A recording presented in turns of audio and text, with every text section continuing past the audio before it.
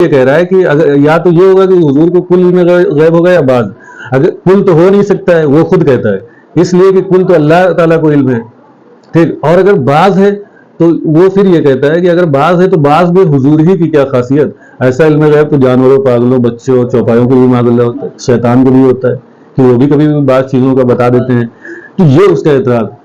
اب اس کا ہمیں جواب دینا ہے ان کو کہ حضور صلی اللہ تعالیٰ علیہ وسلم کو جو بعض علم غیب تھا، ہم یہ نہیں مانتے کہ حضور کو جو ہے اتنا علم غیب ہے جتنا اللہ تعالیٰ کو. اللہ تعالیٰ کو جو علم غیب ہے اس کو اتنا جتنا، اور کل بعض سے ہم کوئی لمٹ ہی نہیں بتا سکتے، سمجھے. وہ تو ہر چیز کا جاننے والا ہے، خواہ وہ پہلے ہو چکی یا بعد میں ہونی ہے.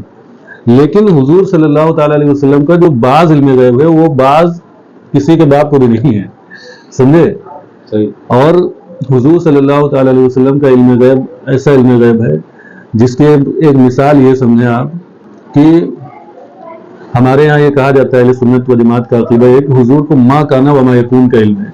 اور اسی کو آپ یہ سمجھیں کہ ہم کہتے ہیں کل علم غیب ہے حضور کو، ما کانا وما یکون. اب ما کانا وما یکون کا مطلب کیا ہوا؟ ما کانا جو ہو چکا، جو ہوا، اور ما یکون جو ہوگا آگے، سمجھے.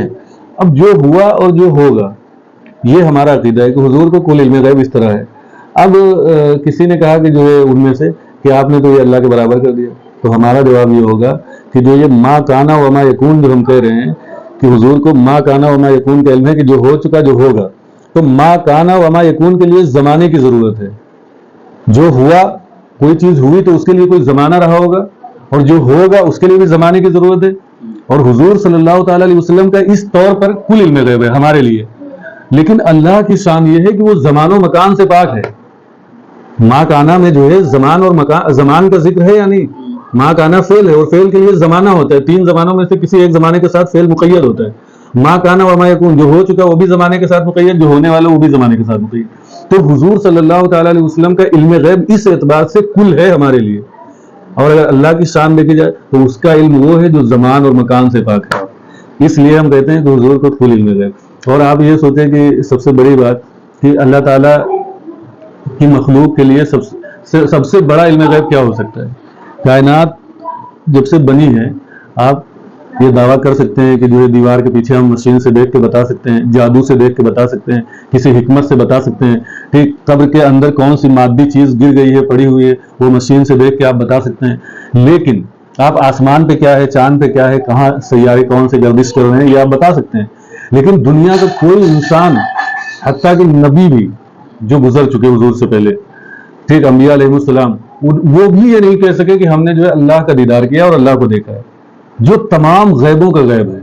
مطلب اس سے بڑھ کے کوئی غیب نہیں ہے، ٹھیک. اب جس کو پوری کائنات نہیں دیکھ سکی، جس کے پوری کائنات کے لیے جو غیب ہے، اللہ تعالیٰ نے اپنا دیدار حضور صلی اللہ علیہ وسلم کو بلا کر اپنی بارگاہ میں کرایا، اور اس شان سے کرایا کہ اللہ تعالیٰ خود فرمایا کہ ما زاغ البصر وما طغى، سمجھے. تو جب ساری کائنات کے لیے جو چیز غیب تھی اس کا اگر جو ہے حضور نے مشاہدہ کر لیا اپنی نگاہوں سے، تو اور تمام غیب کیا ہو سکتے ہیں. اسی لیے ہمارے امام اہل سنت مجدد رحمہ اللہ نے فرمایا کہ اور کوئی غیب کیا تم سے نہیں ہو بلا، کہ مطلب دنیا کے اور جتنے غیب ہیں ان کی کیا حیثیت ہے جو آپ سے چھپ جائیں. اور کوئی غیب کیا تم سے نہیں ہو بلا، جب نہ خدا ہی چھپا تم پہ کروڑوں درود. سمجھے کہ جو تمام غیبوں کا غیب ہے پوری کائنات کے لیے، سمجھے، غیب الغیوب، اس نے جب اپنا دیدار حضور کو کرا دیا تو اور سارے غیب کیا ہو سکتے ہیں. اور اللہ نے خود فرمایا قرآن مجید میں، اگر آپ دیکھیں کہ وَعَلَّمَكَ مَا لَمْ تَكُنْ تَعْلَمْ وَكَانَ فَضْلُ اللَّهِ عَلَيْكَ عَظِيمًا، کہ اے محبوب ہم نے آپ کو وہ کچھ سکھا دیا جو آپ نہیں جانتے تھے، وہ کچھ بتا دیا جو آپ نہیں جانتے تھے. وَكَانَ فَضْلُ اللَّهِ عَلَيْكَ عَظِيمًا، اور یہ اللہ کا آپ پر عظیم فضل ہے. سمجھے. جب دنیا کی بات ہوئی قرآن میں تو اللہ نے فرمایا یہ دنیا کی زندگی جو ہے قلیل ہے، قُلْ مَتَاعُ الدُّنْيَا قَلِيلٌ، نا یہ قرآن کی آیت ہے کہ جو ہے آپ فرما رہے ہیں کہ دنیا کی متاع یا وما حیات الدنیا الا قلیل، ایسے ہے نا قرآن کیا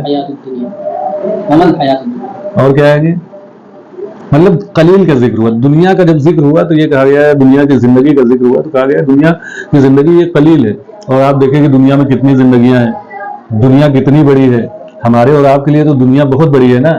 ہمارا ذہن جو اس بات کو ایکسیپٹ ہی نہیں کر پا رہا ہے کہ ہم یہ کہہ سکیں کہ قاری صاحب کو پوری دنیا کا علم ہے. ایکسیپٹ کر پائے گا؟ نہیں کر پائے گا. اگر قاری صاحب یہ دعویٰ کریں کہ دنیا کے چپے چپے کا اور ذرے ذرے کا میرے ذہن میں مشاہدہ ہے, نہیں کر سکتے. اور اللہ رب العزت نے فرمایا کہ جو ہم نے آپ پر فضل کیا ہے وہ قلیل نہیں بلکہ عظیم ہے. سمجھے؟ تو اس عظیم کا عالم کیا ہوگا.